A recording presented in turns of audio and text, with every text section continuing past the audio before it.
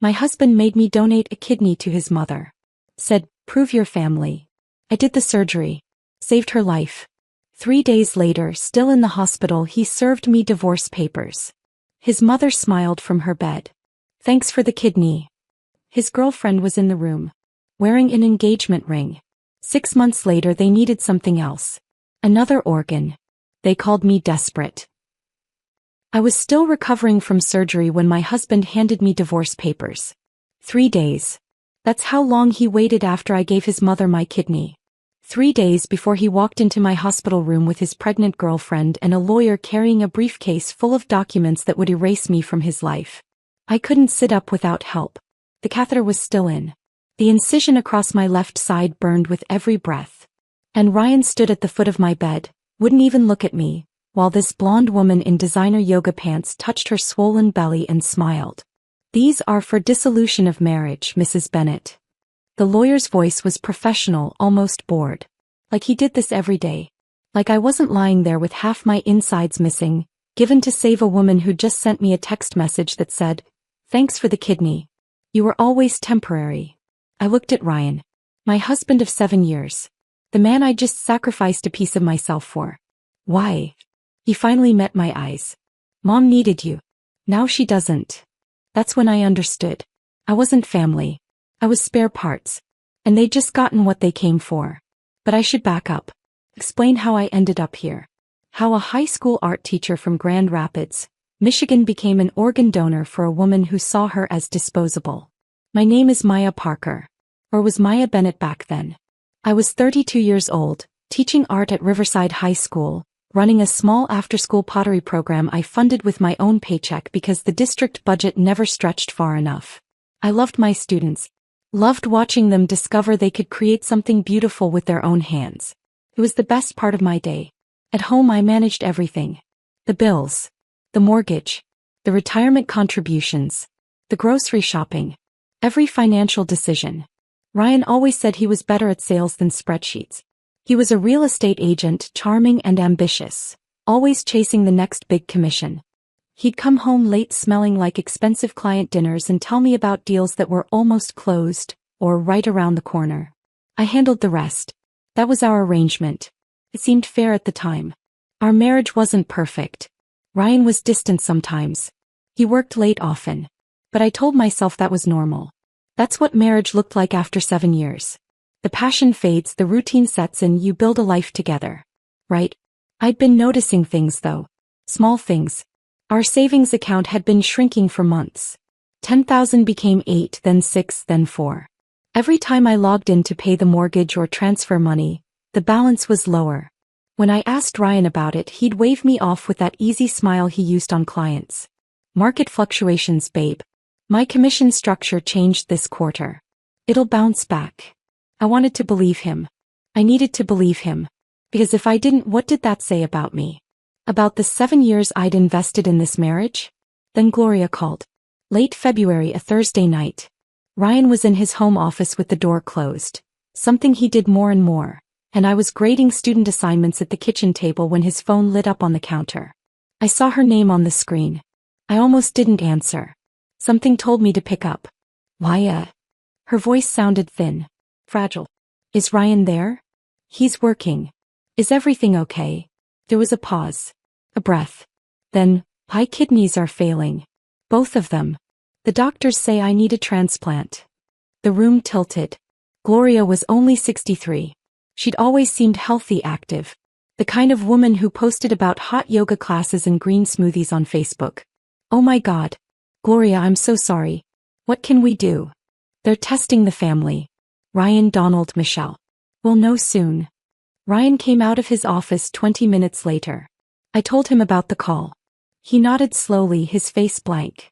Yeah. She texted me earlier. Why didn't you tell me? I needed to process it first. The next week was a blur of medical appointments and family phone calls. Gloria's kidneys were deteriorating faster than expected. She needed a transplant within months, not years. The whole family got tested. Ryan, his father Donald, his younger sister Michelle, even Michelle's husband Greg. None of them were matches. Then Ryan came home on a Tuesday evening and sat down across from me at the kitchen table. His expression was careful.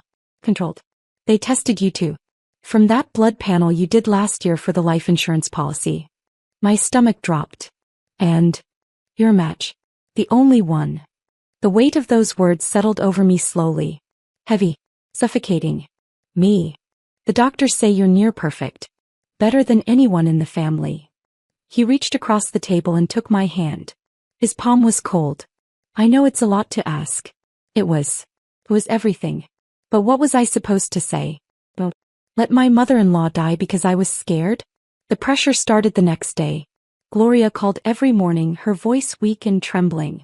Maya, sweetheart, I don't want to pressure you, but the doctors say time is critical. Donald showed up at our house with pamphlets about kidney donation. Statistics about survival rates. Glossy brochures showing smiling donors and grateful recipients. Michelle sent long text messages about family and sacrifice and how much Gloria had done for Ryan over the years. How she'd worked 2 jobs to put him through college. How she'd given him everything. I wanted to help. Of course I did. But something felt wrong. Our insurance had gaps I didn't know about. High deductibles. Out-of-network specialists. Copays that could run into tens of thousands. When I mentioned it to Ryan, his jaw tightened. Mom raised me. She worked herself to the bone for me. She gave me everything. His voice had an edge I rarely heard. Are you really going to let money stop you from saving her life? The guilt worked. I scheduled the surgery for 3 weeks out. My principal, Dr. Helen Crawford, called me into her office the day I submitted my medical leave paperwork. She was in her early 60s, sharp-eyed, with gray hair pulled back in a practical bun. Maya, are you sure about this? I nodded automatically. Yes. Of course. Helen studied me for a long moment. Her expression was hard to read. Organ donation is a beautiful thing. But it's also serious. Permanent. Life-altering. You need to be absolutely certain this is your choice. Not anyone else's. It is, I said, forcing a smile. I'm sure. But I wasn't. That night, I found Ryan in his office again, door closed, talking on the phone in a voice too low for me to hear clearly. When I opened the door, he hung up immediately. Just a client, he said without looking at me. I noticed he wouldn't meet my eyes. The surgery was scheduled for a Tuesday in March. I woke up at 4:30 in the morning, my hands shaking so badly I couldn't button my shirt.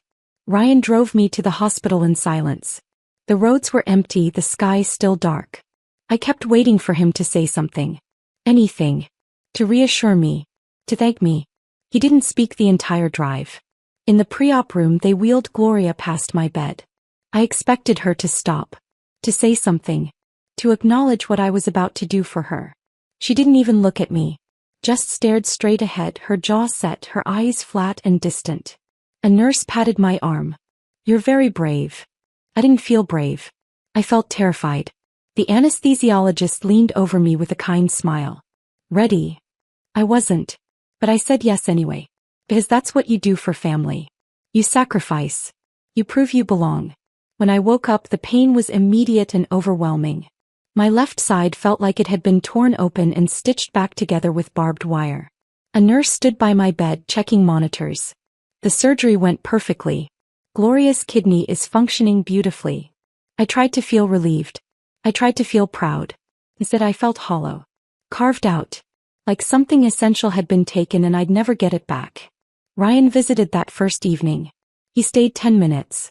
Stood near the door with his hands in his pockets. I need to check on Mom, he said, kissing my forehead without warmth. Then he was gone. I lay there alone, staring at the ceiling tiles. Counting them to distract myself from the pain.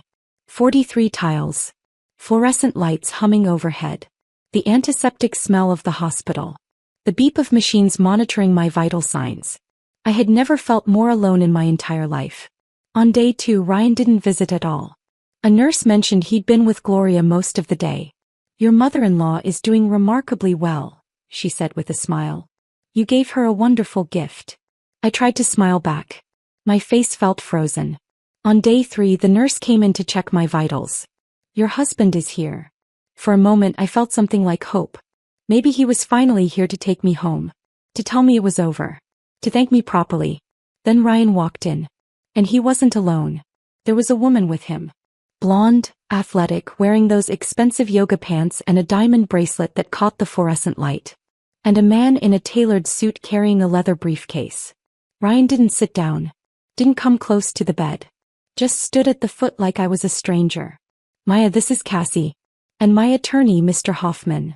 My brain couldn't process the words. I looked at the woman. At the lawyer.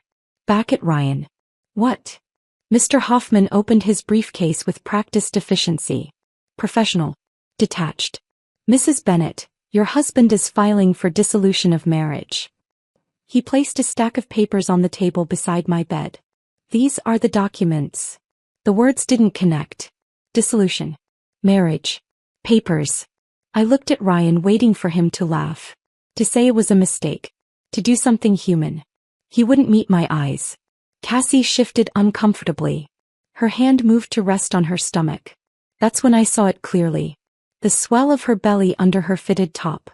7 months pregnant, maybe more. 7 months. The affair didn't start after Gloria got sick. It started before. Long before. The nurse's phone buzzed on her cart. He glanced at the screen, then at me.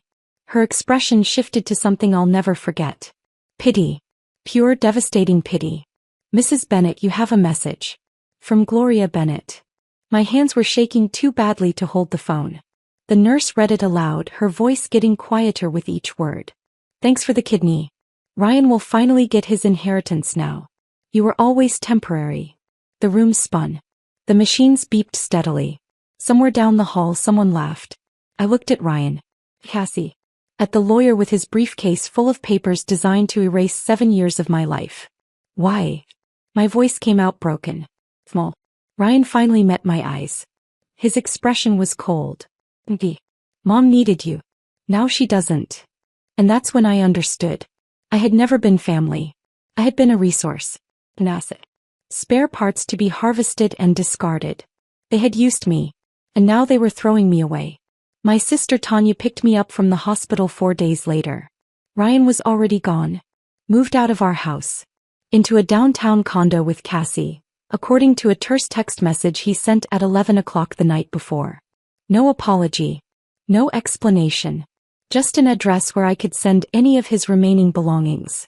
Tanya helped me into the passenger seat of her 10-year-old Honda Civic. Every movement sent pain radiating from the incision. I'd refused the wheelchair the nurse offered, too proud or too stubborn or too broken to accept I couldn't even walk to a car on my own. The drive to Kentwood took 20 minutes. I cried the entire way. Not loud, dramatic crying. Just silent tears running down my face while I stared out the window at a world that looked exactly the same as it had a week ago. Trees budding with early spring growth. People walking dogs. Kids riding bikes. Everything normal. Everything unchanged. Except me. I was completely different. You can stay as long as you need, Tanya said quietly. She kept her eyes on the road. Gave me space to fall apart without commentary. Tanya's apartment was small. 2 bedrooms, 1 bathroom shared with her 2 teenagers. Bryce was 15, tall and quiet, always wearing headphones. Simone was 17, sharp-eyed and protective like her mother. They'd converted the living room into a makeshift recovery space for me. Blankets stacked on the couch, pillows borrowed from their own beds. A folding table set up with water bottles and my prescription pain medication. We're good at making room, Tanya said, helping me onto the couch. We've done it before. I knew she meant after her divorce 3 years ago, when she'd downsized from a house to this apartment. When she'd rebuilt her entire life on a nursing assistant salary. I should have paid more attention then. Should have learned from her resilience. Instead, I'd been wrapped up in my own marriage. My own carefully constructed denial. The first week blurred together. I could barely move. The surgical incision burned with every breath, every shift of position. I took the pain medication on schedule, but it only dulled the physical pain. The emotional pain was something else entirely. Something no pill could touch. Tanya worked double shifts at a nursing home, 16-hour days that left her exhausted. The kids were at school most of the time. I spent hours alone staring at the TV without actually watching anything. My mind kept replaying that hospital room scene. Ryan's cold voice. Cassie's pregnant belly. The lawyer's indifferent tone. Gloria's text message. You were always temporary. The words looped in my head like a song I couldn't stop hearing. Over and over. A nightmare I couldn't wake up from. Simone came home from school one afternoon and found me crying on the couch. She didn't say anything. Just sat down next to me and held my hand until I stopped.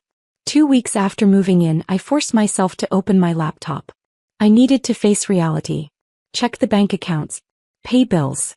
Figure out what was left of my life. What I found was devastation. Our joint checking account had $143 in it. Our savings account showed a balance of 0. Completely drained. Then I saw the credit cards. 3 of them in my name. Cards I didn't remember opening. All maxed out. I clicked through the statements with shaking hands. Charges I didn't recognize. Purchases I'd never made. Cash advances taken out months ago. Total debt, $47,000. I felt like I couldn't breathe. Then I found the second mortgage. Someone had borrowed $95,000 against the equity in our house. The loan documents were scanned and saved in our shared cloud storage. I opened them. Stared at the signature page. The signature looked like mine. The loops of them and P were close enough. But I'd never signed this document. Never even seen it before. Ryan had forged my signature. The medical bills started arriving that same week. Thick envelopes with hospital logos. Gloria's surgery. Post-op care. Medications. Physical therapy sessions. Insurance had covered some of it, but the gaps Ryan had promised to handle were now my responsibility. Total medical debt, $33,000. I made $48,000 a year as a teacher. After taxes, I took home about $3,200 a month. Before the surgery, that had been enough. Barely, but enough. Now it was impossible. The garnishment notices arrived within days. Creditors were coming after me. Collection agencies called Tanya's apartment phone at all hours. I couldn't afford a lawyer. I couldn't afford groceries. I couldn't afford anything. I sat on Tanya's couch at 2 in the morning one night, surrounded by bills and statements and notices, and I finally understood the full scope of what Ryan had done. He didn't just leave me. He systematically destroyed me. 6 weeks after the surgery, I returned to work. I wasn't ready. My body still ached. I'd lost 15 pounds I couldn't afford to lose. Dark circles shadowed my eyes no matter how much sleep I managed to get. But I needed the paycheck desperately. My students noticed immediately. They were quieter around me. Gentler. A few of them asked if I was okay. I smiled and lied and said I was fine. During my planning period, I walked to the small storage room behind the art wing. This was where I used to run my pottery program, an after-school thing I'd started 3 years ago, funded entirely out of my own pocket. The kiln was still there, silent and cold. But the shelves were empty. I'd been renting a small studio space off campus for $400 a month to store supplies and finish student projects. Clay, tools, glazes, wheels. Years of accumulated materials and dozens of pieces students had been so proud of creating. I hadn't been able to pay the rent for 2 months. The landlord had cleared everything out and sold it to cover what I owed. Years of student work. My own pieces. All the tools and materials. Gone. I stood in that empty storage room and felt another layer of grief settle over me. Another thing Ryan had taken. Another piece of my life erased. Later that day, Dr. Helen Crawford called me into her office. I walked there expecting a reprimand. My performance had been terrible. My focus was non-existent. I was barely functional. Instead, Helen closed the door and gestured for me to sit. Her expression was serious but not unkind. I went through something similar 20 years ago. She said it quietly. Matter of fact. Then she handed me a folder. The district has an employee assistance program. Free counseling. Legal consultations.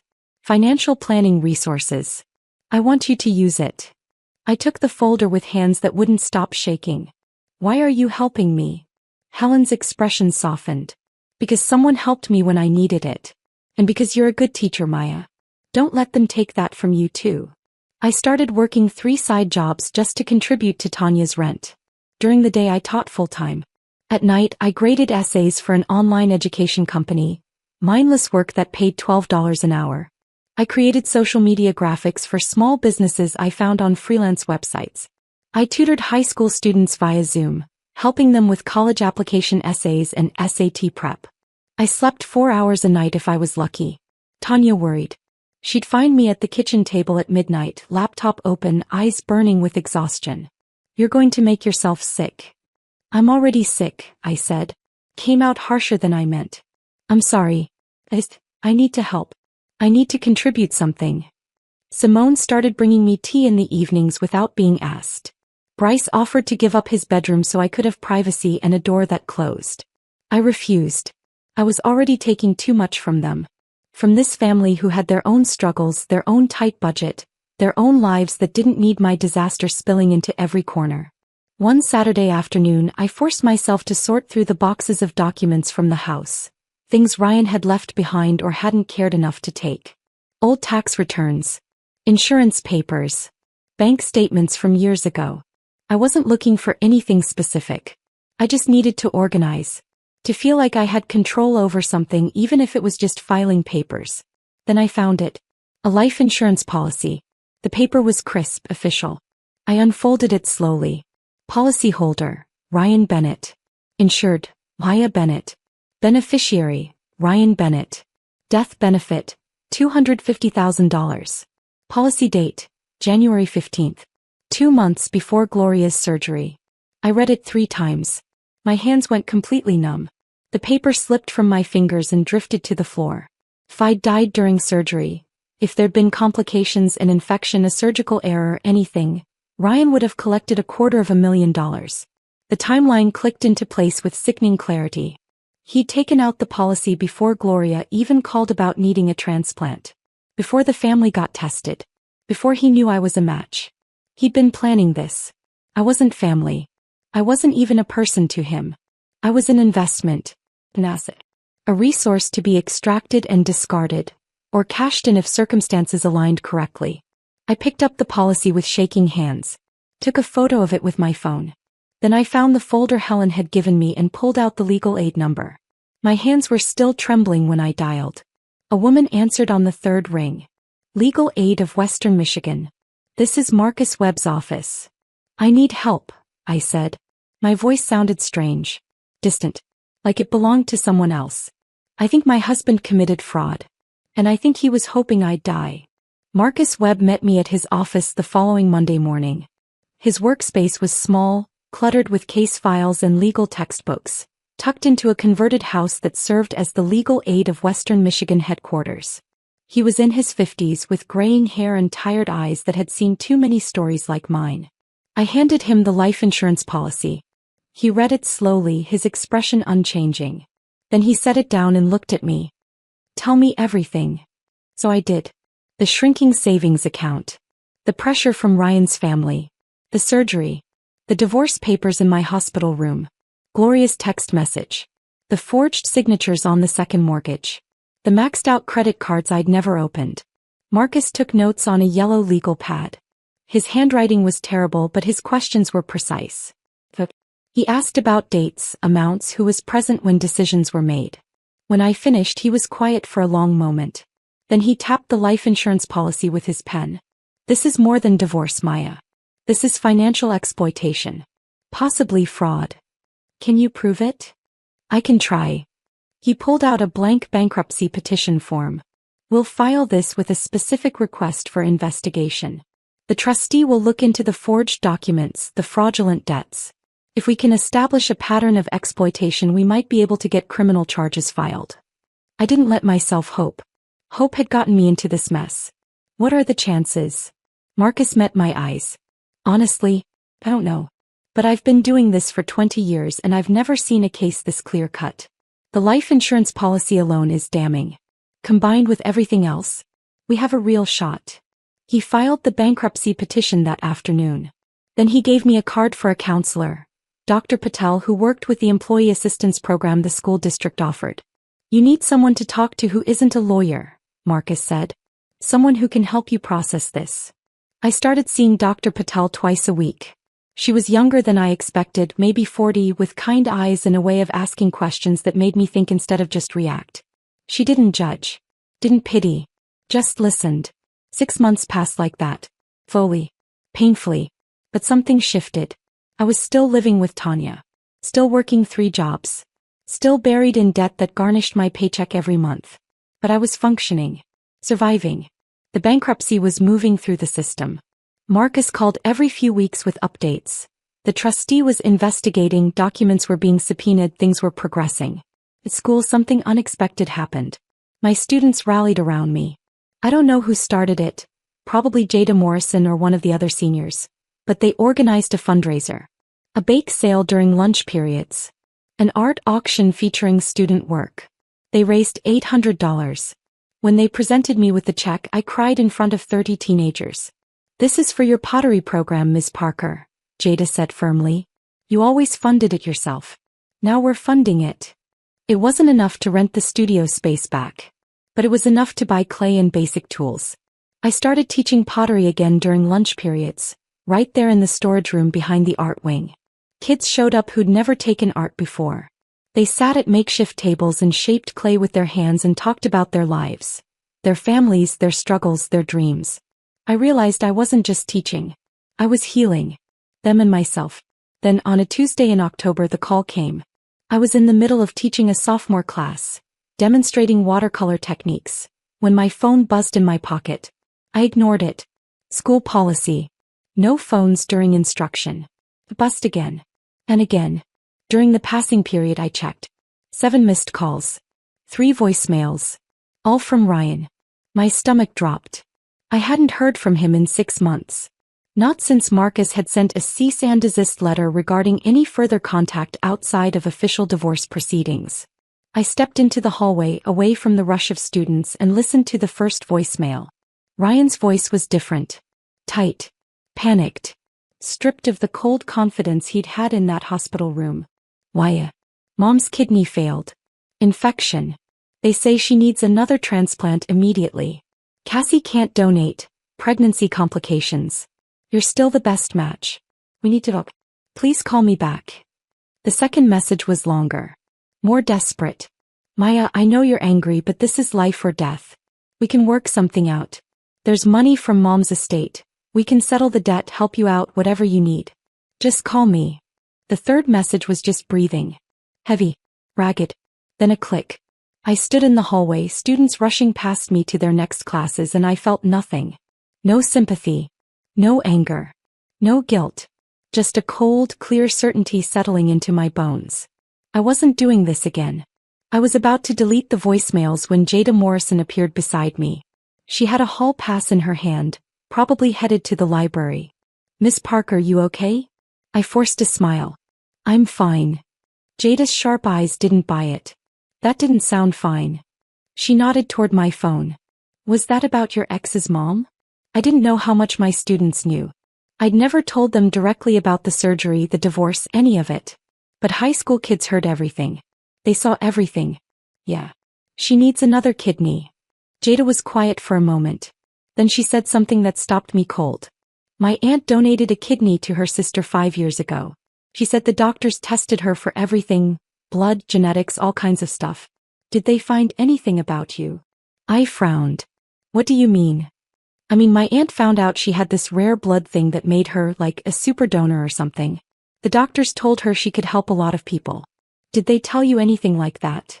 My mind went blank. Then it raced. The donor screening. The endless tests. Blood draws. Tissue typing. Genetic panels. I'd signed so many consent forms I'd stopped reading them. Been poked and prodded and scanned for weeks. The doctors had huddled in conversations I wasn't part of, speaking in medical terminology I didn't understand. But no one had ever sat me down and explained what they'd found. What made me such a perfect match? "I don't know," I said slowly. "They never told me." Jada's expression shifted to something like concern. "You should find out, Miss Parker. My aunt said it was important. Like really important." The bell rang. Jada hurried off to class. I stood there in the empty hallway, my phone still in my hand, Ryan's voicemails still undeleted. That afternoon, during my planning period, I called the hospital and requested my full medical records from the surgery. They said it would take 7 to 10 business days. I gave them Tanya's address and waited. The records arrived a week later. 63 pages. Single-spaced medical documentation, test results, surgical notes, post-op assessments. I sat at Tanya's kitchen table after midnight, everyone else asleep, and read every word. Most of it was technical jargon I didn't understand. abbreviations, numbers, medical codes. But buried on page 47 in a section labeled Donor Compatibility Assessment, I found it. Patient exhibits rare HLA haplotype configuration, B57-01, DRB103-01, DQB1201, with extraordinary cross-match compatibility across multiple tissue groups. Universal donor potential noted for specific recipient populations. Genetic profile flagged for National Registry consideration. Recommend follow-up counseling regarding donation implications. I read it 3 times. Then I grabbed my laptop and started Googling every term. HLA haplotype, cross-match compatibility, universal donor potential. What I learned made my hands shake. I wasn't just a match for Gloria. I was a potential match for dozens, maybe hundreds of people with specific rare tissue types. My genetic makeup was medically valuable. Exceptionally rare. The doctors had known this. They documented it, flagged it, recommended follow-up counseling. No one had ever told me. Ryan didn't just marry me. He married a medical goldmine, a walking organ bank. And Gloria didn't just need me. He wanted to keep me in the family as insurance, as a backup plan for future needs.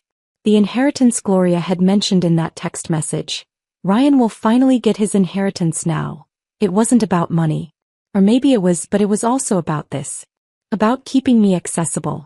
About maintaining control over a resource they saw as theirs. Ryan's family didn't see me as a person. They saw me as spare parts. Renewable.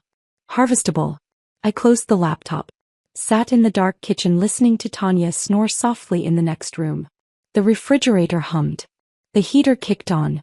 And something inside me hardened into steel. I picked up my phone and called Marcus Webb. He answered on the second ring, his voice groggy. Maya? It's 1 a.m. I need to show you something, I said. My voice was steady. Come. And then I need you to help me make sure they never do this to anyone else. Marcus met me at a coffee shop near the courthouse the next morning. I brought everything. The medical records with the genetic compatibility assessment highlighted. The life insurance policy. Printed copies of every fraudulent credit card statement. The forged second mortgage documents. Bank statements showing the systematic draining of our accounts. I'd organized it all into a folder, chronological, labeled with sticky notes. Marcus ordered 2 coffees and spread the documents across the table. He read through everything methodically, his expression unreadable. He took notes. Asked questions about dates and amounts. Cross-referenced the life insurance policy date against the timeline of Gloria's diagnosis. When he finished, he was quiet for a long moment. Just sat there staring at the life insurance policy, his jaw tight. Then he said, "My wife donated a kidney to her ex-husband's father 12 years ago. I wasn't expecting that. I'd assumed Marcus took these cases because of some abstract sense of justice. Not because of something personal." Marcus stared at his coffee. Didn't drink it. Her name was Rebecca. She was 28. They'd been married 3 years. The father needed a transplant and Rebecca volunteered because she loved him. Wanted to prove she was committed to the family. His voice was flat, practiced like he'd told this story before, but it still hurt. 2 weeks after the surgery, while she was still recovering, he served her with divorce papers. Turns out he'd been cheating for months. She was devastated. He paused. Took a breath. Then the medical bills came. He'd stuck her with all the debt. She couldn't work. Couldn't pay. Lost her apartment. She spiraled. His voice broke slightly. She died by suicide 16 months later. My throat tightened. Marcus, I'm so sorry. He met my eyes. I became a legal aid attorney because of her. I've been looking for a case like yours for 12 years.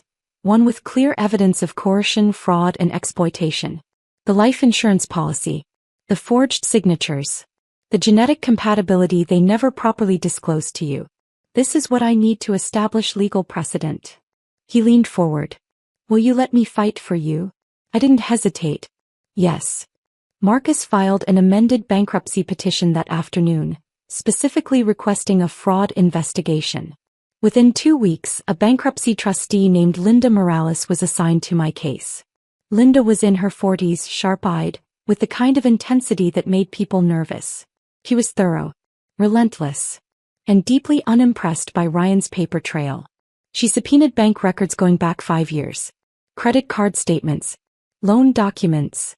She interviewed me for hours in a windowless office, documenting every forged signature, every hidden debt, every lie Ryan had told. She asked questions I hadn't thought to ask myself. When did I last see our tax returns? Had I ever signed a power of attorney?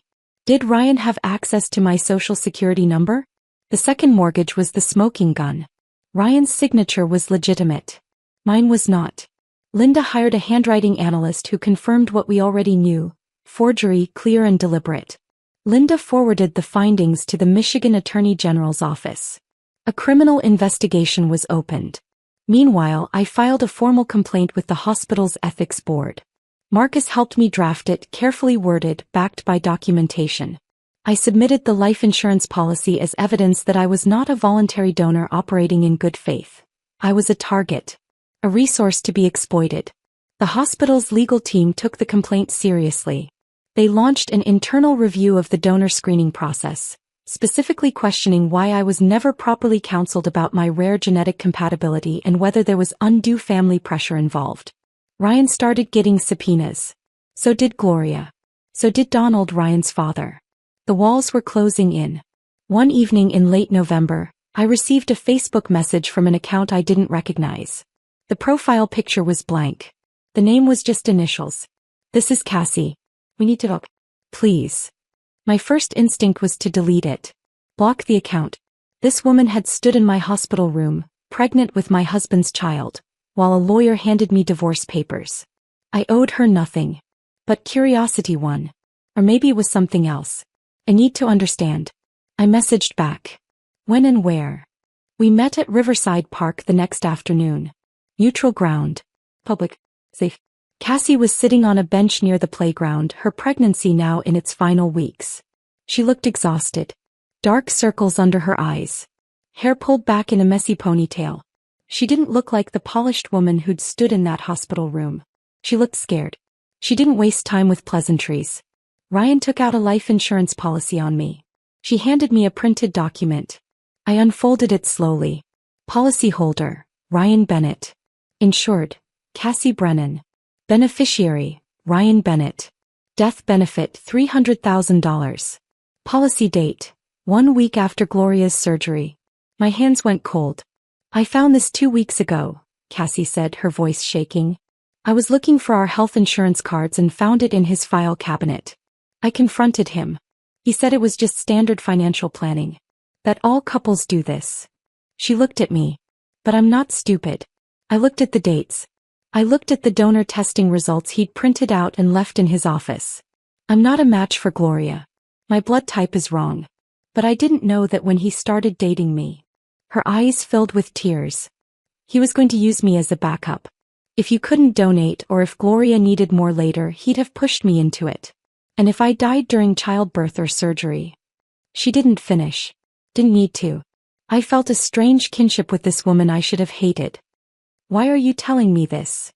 Cassie pulled a USB drive from her purse. Text messages. Between Ryan and his mother. Planning. Backup strategies. Contingency donors. I found them on his laptop when he was in the shower. Her hands were shaking. "I'm terrified of him, Maya. I need to protect my baby. And I need him away from both of us." I took the USB drive. "Thank you." Cassie wiped her eyes. "I'm sorry. For what happened to you. I didn't know. I swear I didn't know." I believed her. Marcus opened the USB drive that evening in his office. I sat beside him while he clicked through the files. Text messages. Dozens of them. Between Ryan and Gloria. Between Ryan and his father. Some going back 2 years. "We need a backup plan if Maya doesn't work out. Cassie's younger. Better health. Could be a good option. Do we tell her about the genetic testing? No. Keep it simple. The less she knows, the better." There were spreadsheets. Actual spreadsheets. Comparing potential donors. Medical compatibility. Health history. Financial vulnerability. My name was at the top. Cassie's was second. There were 3 other names I didn't recognize. Marcus's face was white. "This is conspiracy. Premeditated exploitation. This is criminal." The forensic accountants Marcus had hired finished their audit of Gloria's finances a week later. They presented their findings in Marcus's office. I sat across from them listening to numbers that didn't make sense. Gloria Bennett was not wealthy. She was drowning in debt. 3 mortgages on 2 properties, the house in Grand Rapids and a condo in Florida that was in foreclosure. Credit card debt totaling $180,000. Medical bills she'd ignored for years. Tax liens. Judgments from creditors. Her estate that Ryan kept mentioning? It didn't exist. Everything she owned was leveraged, underwater, built on borrowed money and lies. Gloria had been running a financial shell game for decades, using Ryan's real estate connections to shuffle assets, hide debt and maintain the illusion of wealth. She'd convinced her own son that there was an inheritance waiting, that his sacrifices would be rewarded. Ryan had believed her. Married me, and probably would have married Cassie next, to secure organ donors because Gloria's lifestyle of excess and non-compliance meant she'd never qualify for a deceased donor kidney through legitimate channels. The infection that caused the kidney to fail? Predictable. Gloria had refused to take her anti-rejection medications properly. Too expensive, she'd claimed, despite spending thousands on trips and designer clothes. She'd destroyed the organ I gave her through pure negligence. And now she wanted another. Linda Morales presented the findings to the Michigan Attorney General's office, along with the text messages from the USB drive, the life insurance policies, the forged documents, the genetic compatibility records the hospital had never properly disclosed. Ryan was formally charged with forgery, financial exploitation, and fraud. Gloria was investigated for insurance fraud and conspiracy to commit fraud. The criminal case moved forward. I sat in Marcus's office after the meeting, staring at the stack of documents that represented the systematic destruction of my life. What happens now? I asked. Marcus leaned back in his chair. Now we wait. The bankruptcy will discharge your debts. The criminal trial will take months, maybe longer. But Maya. He looked at me seriously. You're going to be okay. You're going to survive this. I wanted to believe him. My phone buzzed. Another voicemail from Ryan. I didn't listen to it. I knew what it would say. More begging. More promises. More lies. I deleted it without opening it. Then I walked out of Marcus's office into the cold November air and drove back to Tanya's apartment, where my niece had saved me dinner and my nephew had left a note on the fridge that said, "You're braver than you think." I wasn't sure if that was true, but I was still here. Still fighting. Still refusing to give them anything more. That had to count for something. Ryan called me one final time. It was a Friday afternoon. I was in my classroom cleaning paintbrushes after school when my phone rang. I didn't recognize the number, but something told me to answer. I put it on speaker. Marcus was still in the building. We'd planned to meet about the upcoming trial, so I texted him to come to my classroom. He arrived just as Ryan started talking. Why? His voice was different. Broken. Desperate. Stripped of every trace of the cold confidence he'd had in that hospital room. Please. I know I hurt you.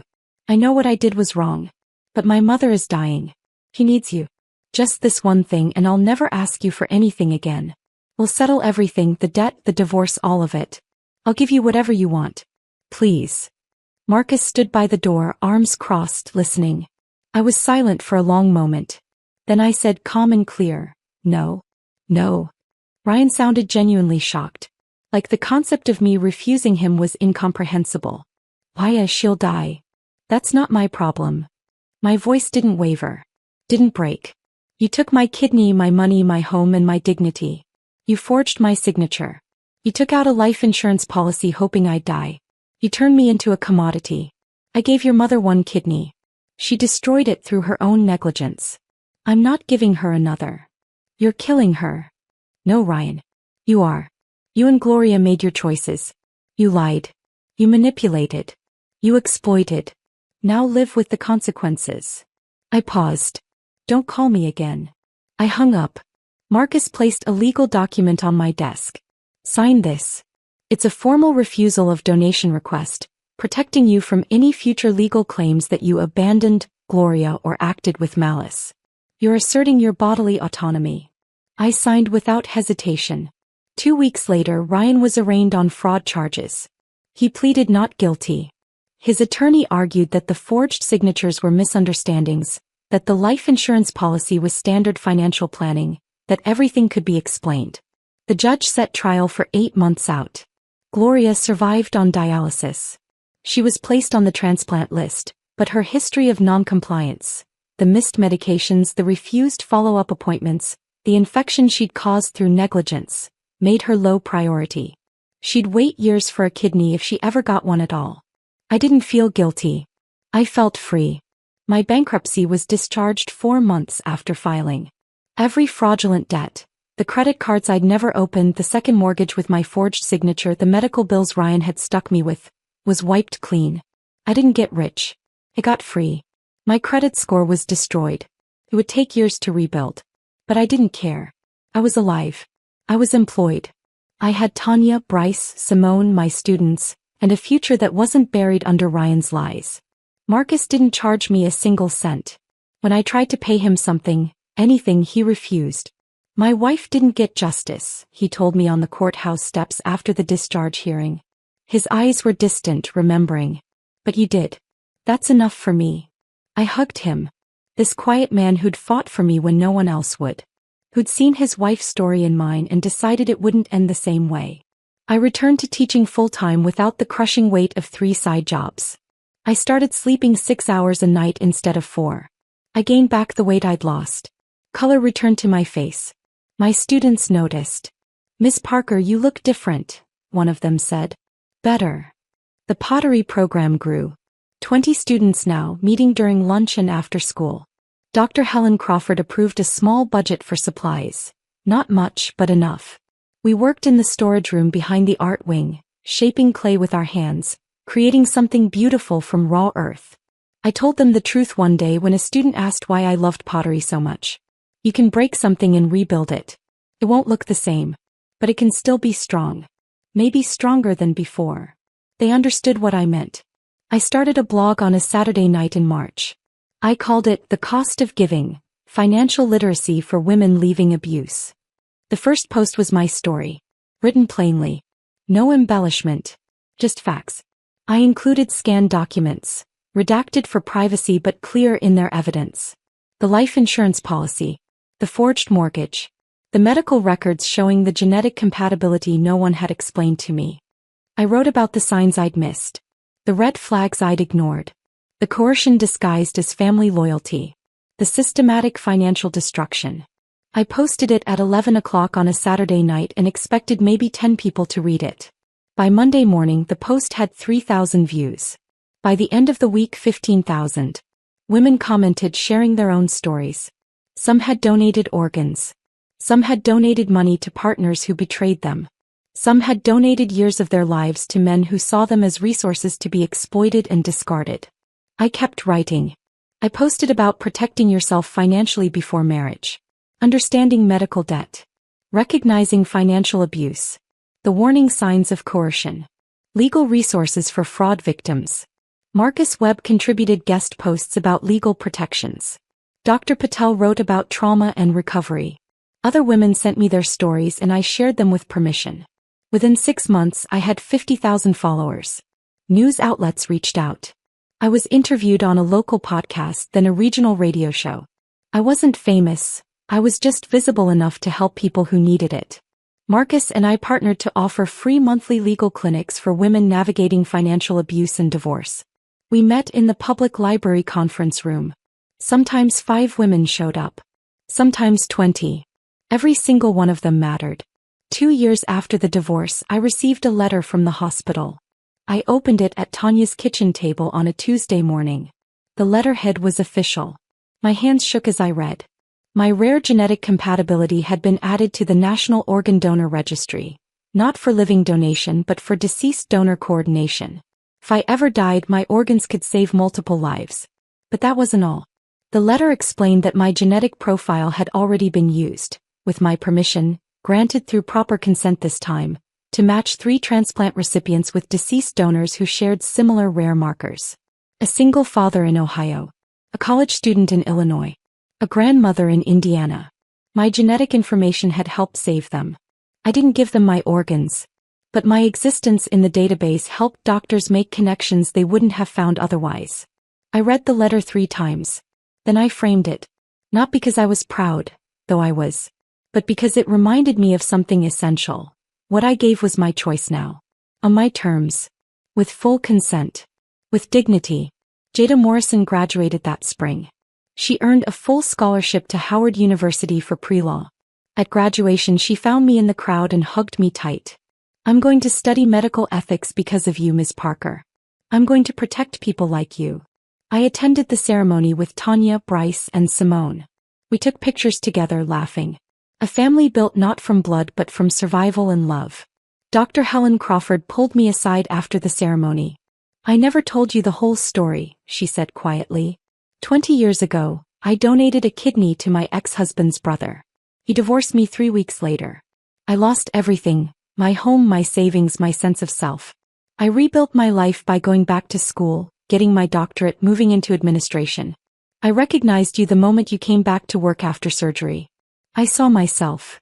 My eyes filled with tears. You've been mentoring me this whole time. Helen smiled. Someone helped me when I needed it. I'm just passing it forward. That night I went home to Tanya's apartment. Still small. Still cramped. But full of life and laughter and safety. I opened my laptop and wrote a new blog post. The title, What We're Worth. I wrote about Ryan chasing an inheritance that never existed, losing everything in the process.